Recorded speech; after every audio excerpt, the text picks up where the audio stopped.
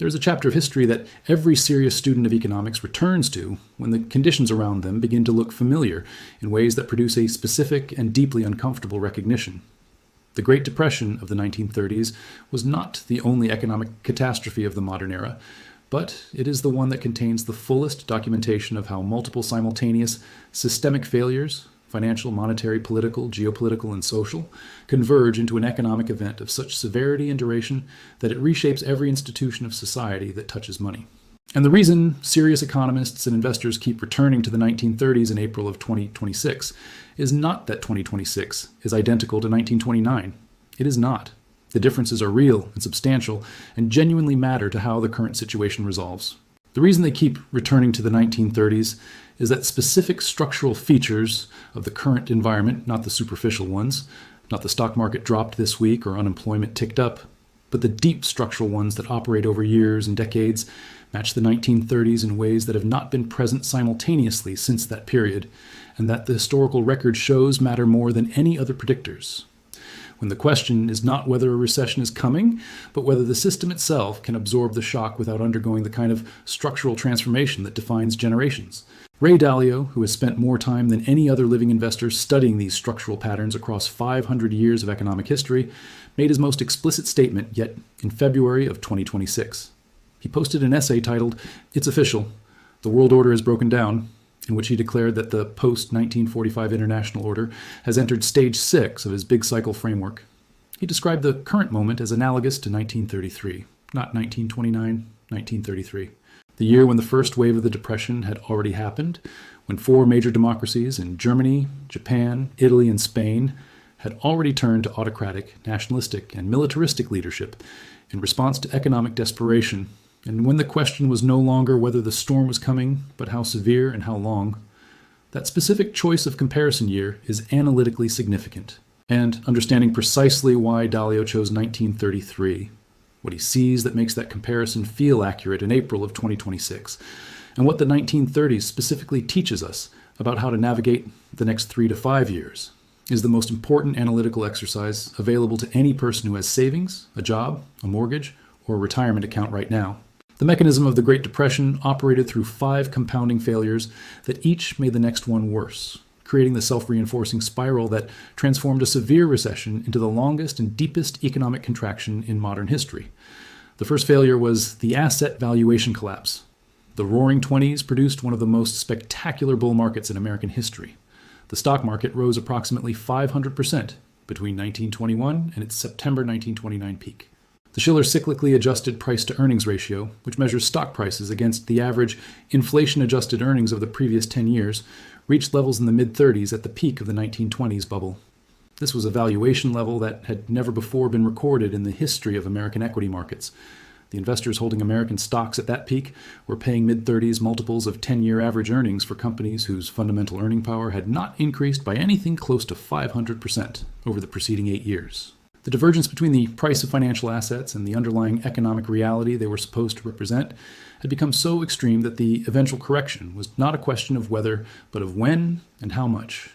The S&P 500 Shiller-Cape ratio entered 2026 at approximately 39 to 40, depending on the measurement date. The last time this ratio was at this level was in 2000, immediately before the dot-com crash. Before that, it was in the 1920s, immediately before the Great Depression. This is documented in Shiller's own data going back to 1881. The ratio has only reached this level 3 times in 145 years of recorded data. In both previous instances, the correction was severe and prolonged. The concentration of the current market in a small number of technology stocks compounds the 1920s parallel. In the 1920s, the market was driven by the Nifty 50 stocks, large-cap companies trading at sky-high valuations on the promise that the technology revolution of the era, electrification, automobiles, and telecommunications, would deliver earnings growth that justified any price. Today, the top 10 holdings in the S&P 500 represent approximately 41% of the entire index, nearly double the historical norm of 20 to 25%. Both episodes feature a narrow group of companies carrying the entire market higher, while the underlying economic reality for the majority of businesses and households diverges further from the implied prosperity. The second failure was the banking system collapse. This is the failure that transformed the severe but potentially manageable recession of 1929 and 1930 into the Great Depression that lasted a decade. Between 1930 and 1933, approximately 7,000 United States banks failed. Nearly a third of the entire banking system disappeared in 4 waves of bank runs. In the absence of deposit insurance, which did not exist until the Federal Deposit Insurance Corporation was created in 1933, depositors who had their money in a failed bank lost everything above the amount that could be recovered from the liquidation of the bank's assets. The bank failures destroyed the savings of millions of American households and businesses simultaneously. But they also destroyed the credit creation capacity of the financial system. When banks fail, the loans they would have made are never made. The businesses that would have borrowed to invest and hire cannot access capital. The consumers who would have borrowed to buy homes, cars, and appliances cannot access credit. The deflationary spiral of the Great Depression was not primarily a monetary phenomenon in the narrow sense. It was a credit destruction event that removed the fuel of economic activity from the system at precisely the moment when the economy was already contracting. The specific difference between the 1930s banking collapse and the 2026 banking stress environment is that deposit insurance now protects accounts up to $250,000, that the Federal Deposit Insurance Corporation has the legal authority to resolve failing institutions in an orderly manner, and that the Federal Reserve was specifically designed after the Depression to prevent the kind of passive monetary contraction that allowed the banking collapse to deepen the deflationary spiral. These differences are real and genuinely important, but they do not eliminate the banking stress. The United States banking system carries $306 billion in unrealized losses on its securities portfolios. The commercial real estate maturity wall of $875 billion to $1.15 trillion in 2026 is producing forced refinancing events at the highest interest rates in 2 decades. The Federal Reserve has launched an emergency investigation into private credit exposure. The first United States bank failure of 2026 has already occurred. The stress is not the 1930s level of stress, but the structural vulnerabilities that make it more dangerous than normal economic conditions are present and documented. The third failure was the monetary policy error. This is the failure that Federal Reserve Chairman Ben Bernanke famously studied for his entire academic career, and that he directly referenced when he told Milton Friedman at Friedman's 90th birthday celebration that the Fed would not do it again. The Federal Reserve's specific error in the Great Depression was a passive one. When the banking system began failing and deposits were being destroyed, the money supply contracted. The Fed, rather than counteracting this contraction by aggressively expanding the monetary base, held its position. The money supply fell approximately 35% between 1929 and 1933. The price level fell by approximately a third over the same period. This deflationary spiral made the real burden of all existing debt increase proportionally. A farmer who had borrowed at a fixed price for his land found that the dollars he needed to repay his loan now required selling approximately 1/3 more grain to obtain than when he borrowed, because grain prices had fallen by approximately 1/3. Outstanding debts became heavier because prices and incomes fell by 20 to 50%, but the debts remained at the same nominal dollar amount. This debt deflation spiral, identified and documented by economist Irving Fisher in his 1933 paper, was the specific mechanism through which the Great Depression deepened beyond anything that had been experienced in previous downturns. The 2026 equivalent of the monetary policy error is different in mechanism, but similar in consequence. Instead of a risk of passivity and deflationary contraction, the Federal Reserve faces a risk of paralysis through opposing mandates. Inflation is running at 3.3% and accelerating toward the OECD projection of 4.2% for full year 2026. The economy's GDP growth was revised down to 0.5% in the fourth quarter of 2025. Unemployment is 4.4% and rising. The Federal Reserve cannot cut rates to support growth without feeding inflation. It cannot raise rates to fight inflation without deepening recession. This policy trap is not identical to the 1930s error, but it produces a similar consequence. The policy tool that could restore confidence and stabilize the system is unavailable because the conditions that made it available in previous crises do not exist in a stagflation environment. The fourth failure was the trade collapse. The Smoot-Hawley Tariff Act of 1930 created the specific mechanism through which the American economic contraction became a global economic catastrophe. By imposing steep tariffs on thousands of imported goods, the United States triggered retaliatory measures from its trading partners that reduced international trade by over 50% between 1929 and 1932. The countries that imported less from the United States exported less to the United States. The deflationary pressure that was contracting American wages and prices spread globally through the trade channel, amplifying every other deflationary force simultaneously. Ray Dalio's description of the 1930s in his February 2026 X post captures the sequence with precision. The global depression led to almost all countries having big internal conflicts over wealth. This caused them to turn to more populist, autocratic, nationalistic, and militaristic leaders and policies. The trade wars became economic wars, became in some cases military wars. The prisoner's dilemma dynamic, where each country's rational individual response to the other's trade restrictions was to impose its own, produced a collectively irrational outcome of mutual economic destruction. The fifth failure was the geopolitical order collapse. The League of Nations, established after World War I as the institutional framework through which great powers would resolve disputes through negotiation rather than conflict, progressively lost legitimacy throughout the 1930s as Japan, Germany, and Italy withdrew and pursued territorial expansion through force. The rules-based international order that had provided the framework for global trade and finance since the Treaty of Westphalia was replaced by what Dalio calls the law of the jungle, where raw power, not diplomacy, determines outcomes. Ray Dalio's description of the current moment as analogous to 1933 is specifically about this fifth failure. The Munich Security Conference of 2026 produced statements from German Chancellor Friedrich Merz, French President Emmanuel Macron, and United States Secretary of State Marco Rubio that together amount to the simultaneous acknowledgement by the leaders of the major Western powers that the post-1945 multilateral rules-based order is gone, not weakening, gone. The specific statement from the conference report titled Under Destruction was that the world has entered an era of wrecking ball politics. The first direct parallel between the Great Depression and 2026 is the valuation gap between financial asset prices and underlying economic reality. This is the most visible and the most documented parallel. The Shiller-Cape ratio at 39 to 40 entering 2026 was at the second highest level in recorded history, exceeded only by the 2000 dot-com bubble peak. The Buffett indicator, which measures total United States stock market capitalization as a percentage of GDP, reached approximately 220% entering 2026, compared to its historical average of 80 to 100% and the 200% level that Buffett himself described as playing with fire. Both of these measures operate on the same underlying principle. They compare the price investors are paying for claims on future corporate earnings to the actual economic output that generates those earnings. When the ratio becomes extreme, it means investors are paying an enormous premium for the expectation of future growth that the current economic reality does not justify. In the 1920s, that premium was built on the expectation that electrification and the automobile would deliver earnings growth of extraordinary magnitude. The expectation was not entirely wrong. Electrification and the automobile did transform the American economy, but the pace of transformation required to justify the 1929 valuation level was higher than the economy could deliver in the compressed time frame the investors had priced.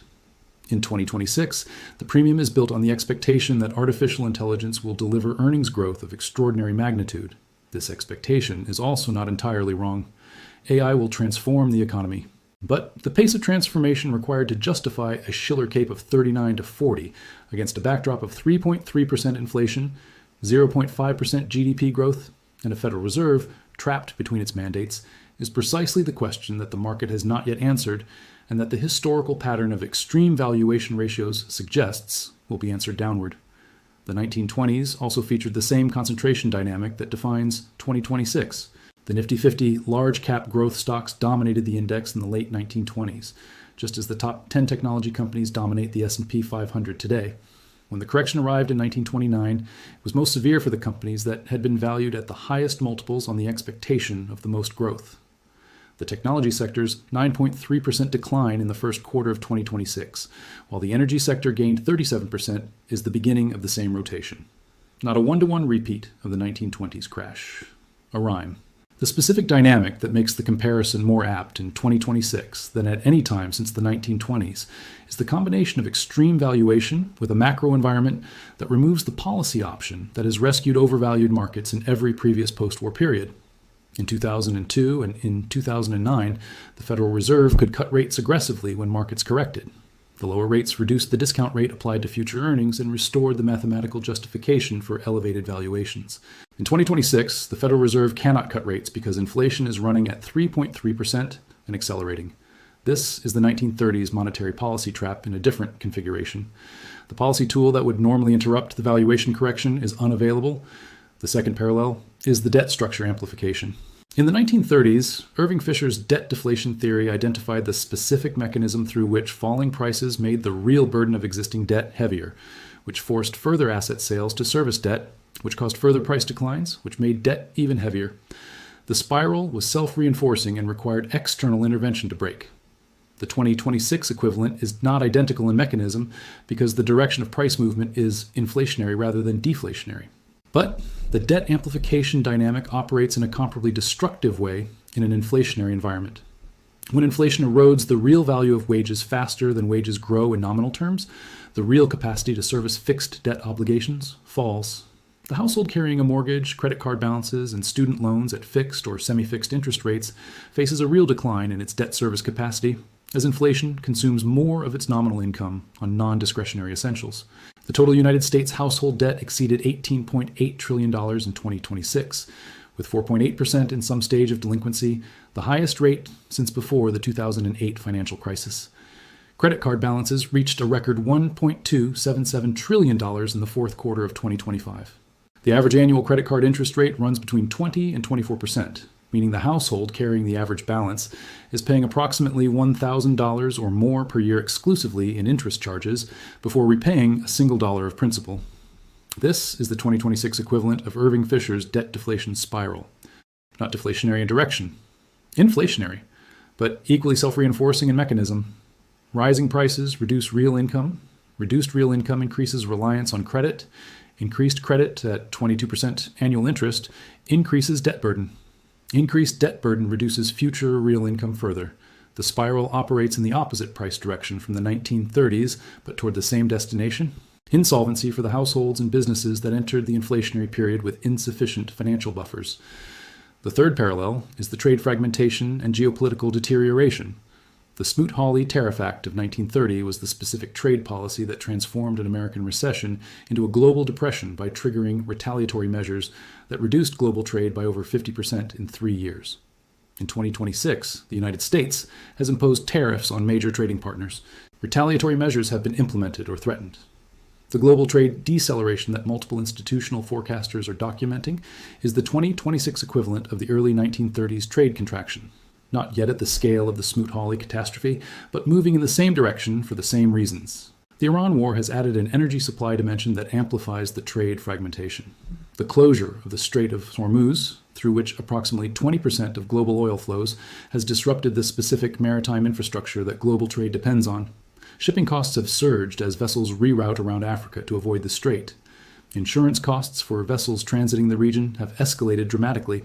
The fragmentation of the global trading system that the 1930s Smoot-Hawley lesson was supposed to have taught the world to avoid is reassembling itself through a combination of deliberate tariff policy and geopolitical military conflict that no trade institution was designed to address simultaneously. The fourth parallel is the internal political fragmentation. The Great Depression produced the specific conditions that led 4 major democracies to abandon democratic governance in favor of autocratic, nationalistic leadership. Germany, Japan, Italy, and Spain all made this transition through pathways that were economically driven. The combination of financial collapse, mass unemployment, debt burdens that could not be serviced, and the perception that the existing democratic institutions were incapable of protecting ordinary citizens from economic devastation produced the political conditions that made autocratic alternatives appear viable and, in some cases, attractive. Ray Dalio specifically cited this dynamic in his March 2026 essay, writing that the combination of large debts, deficits, and debasements of fiat currencies, combined with growing political and ideological polarity and populism within countries, arising from large and growing wealth and value differences manifest in pre-Civil War type developments, constitutes the contemporary equivalent of the 1930s internal political fragmentation. The misery index, which adds the unemployment rate and inflation rate, is at its highest level in decades in the United States. Consumer sentiment fell to 53.3 in the University of Michigan survey, the third lowest reading in 75 years of survey history. The percent of Americans who believe the country is on the right track remains at historically depressed levels. The political polarization that Dalio describes as characteristic of stage 6 of the big cycle is not a separate phenomenon from the economic conditions. It is a direct consequence of them. When the economic system fails to deliver broadly shared prosperity, the political system comes under pressure from populations seeking leaders who will redirect resources toward their group, regardless of the institutional constraints that previously governed the process. The historical lessons from the Great Depression that are most directly applicable to 2026 are not the lessons that financial commentators most commonly cite.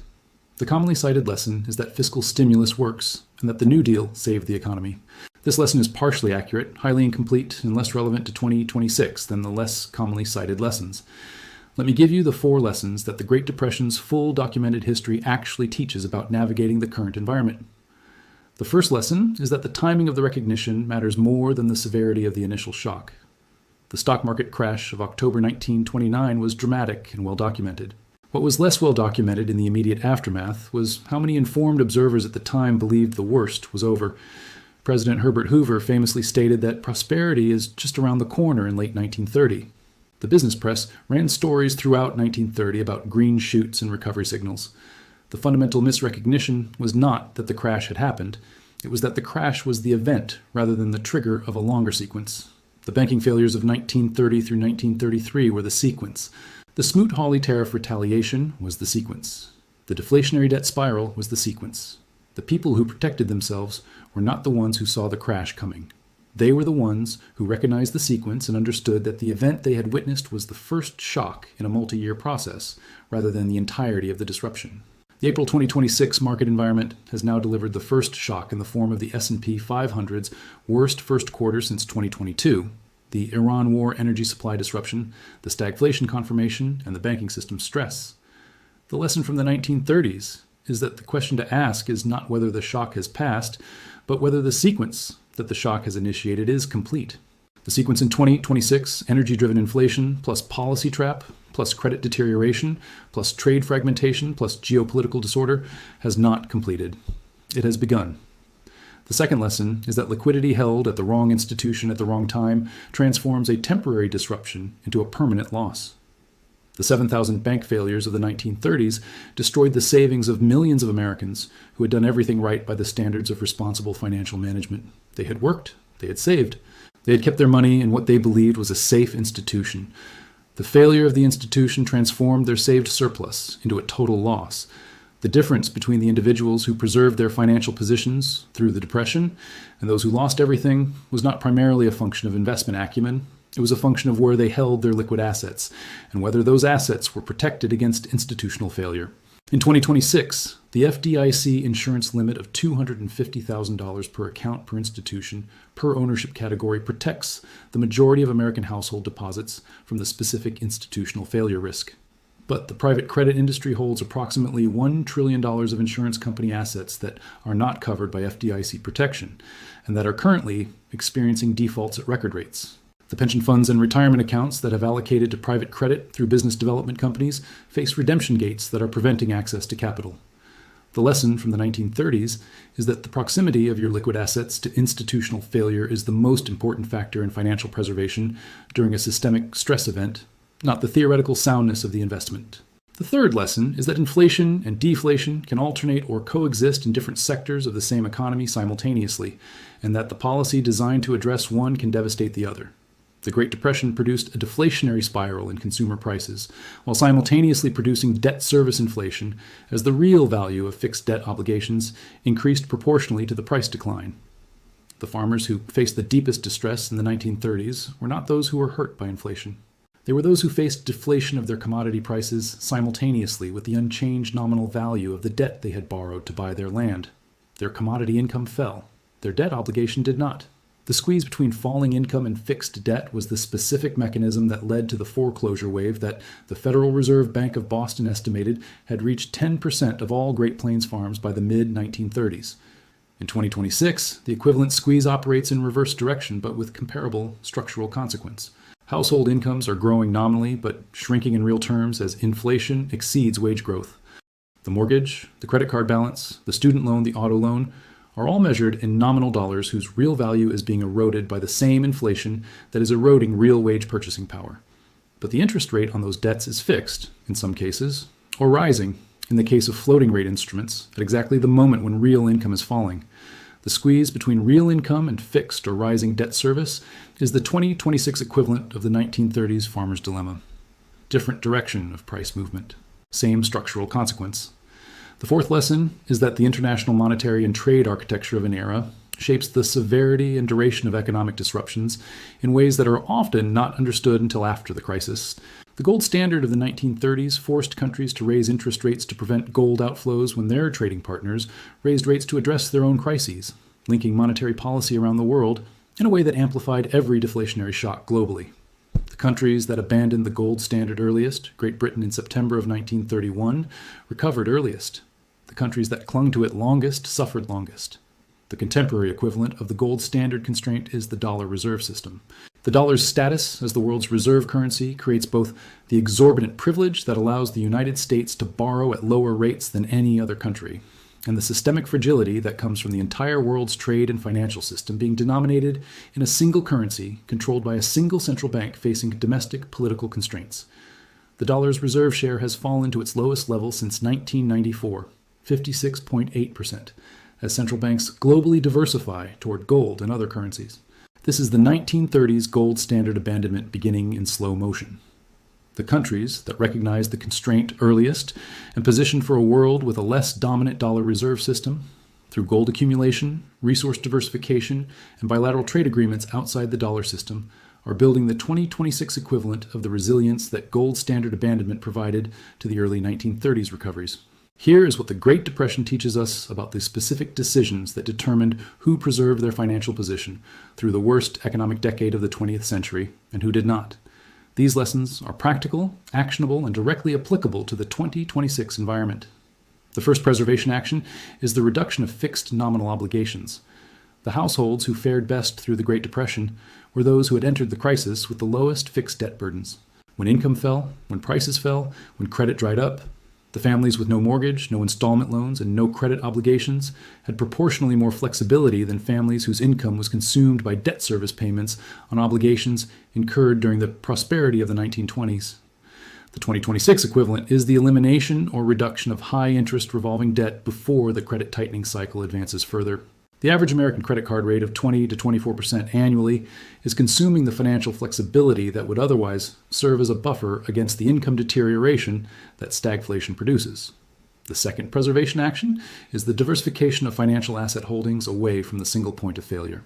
The Great Depression investors who experienced the deepest losses were those whose entire financial net worth was concentrated in a single asset class, typically stocks, a single institution, typically a bank that subsequently failed, or a single employer whose business was destroyed by the economic contraction.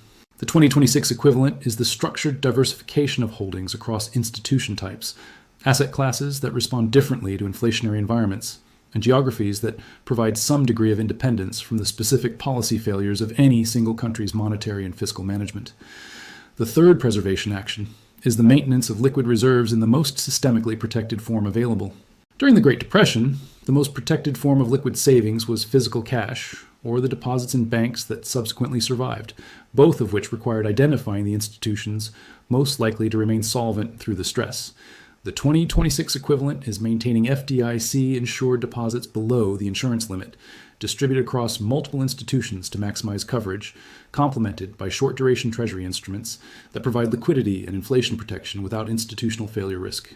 The fourth preservation action is the recognition that the assets that preserve value through the specific type of economic stress you are facing are different from the assets that accumulated value during the preceding prosperity. In the 1920s, growth stocks, leveraged real estate, and speculative commodities accumulated enormous value. In the 1930s, the assets that preserve value were cash equivalents, income-producing farmland with no debt, and gold, which rose in price after the dollar was devalued against it in 1933. In 2025 and 2026, growth technology stocks, venture-backed private credit, and speculative assets accumulated enormous value in the period before the current stress. In the current stress, the assets that are preserving and accumulating value are energy equities with low production costs and strong free cash flows.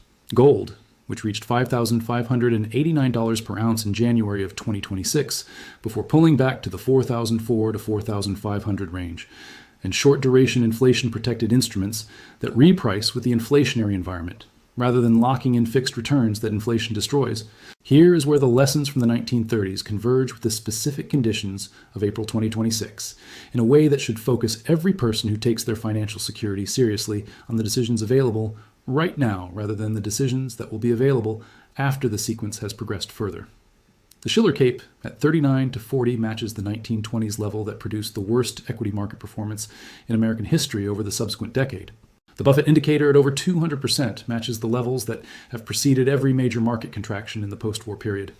The Federal Reserve policy trap, inflation running above target while growth deteriorates, matches the monetary policy paralysis that allowed the 1930s contraction to deepen without countervailing policy intervention. The trade fragmentation driven by tariffs and by the Iran war's disruption of maritime commerce matches the early stages of the Smoot-Hawley sequence.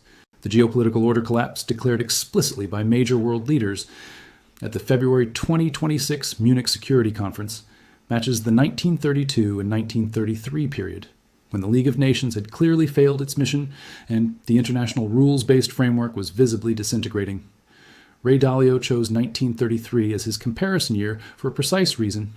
1929 was the peak and the crash. 1933 was the bottom and the forced transformation. The banking holiday of March 1933, when President Roosevelt closed every bank in the United States for a week, was the most dramatic moment of the Depression's institutional crisis. It was not the moment when everything failed. It was the moment when the failure that had been accumulating for 3 years was officially acknowledged and addressed through structural transformation rather than incremental management. The specific lesson of 1933 for 2026 is that the moment of official acknowledgement of structural failure is both the most frightening and the most important moment in a systemic crisis, because it is the moment when the response that can actually work becomes possible.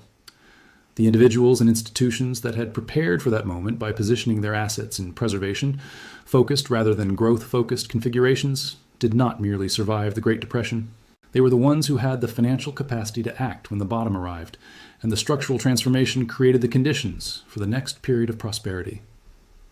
Subscribe to this channel right now, because every data point from the April 28th and 29th Federal Open Market Committee meeting, from the first quarter GDP advance estimate, and from the continuing private credit investigation will be analyzed here against the 1930s framework that gives you the most powerful analytical lens available for understanding what the data actually means. The question is not whether 2026 is 1929. It is not. The question is whether the sequence that began in late 2025 and is now clearly visible in April of 2026 has the structural characteristics that the 1930s teaches us produce decade-long rather than year-long economic disruptions. The data says yes. Hit the bell. Because the people who study the 1930s are not doing it to predict the future. They are doing it to avoid repeating it.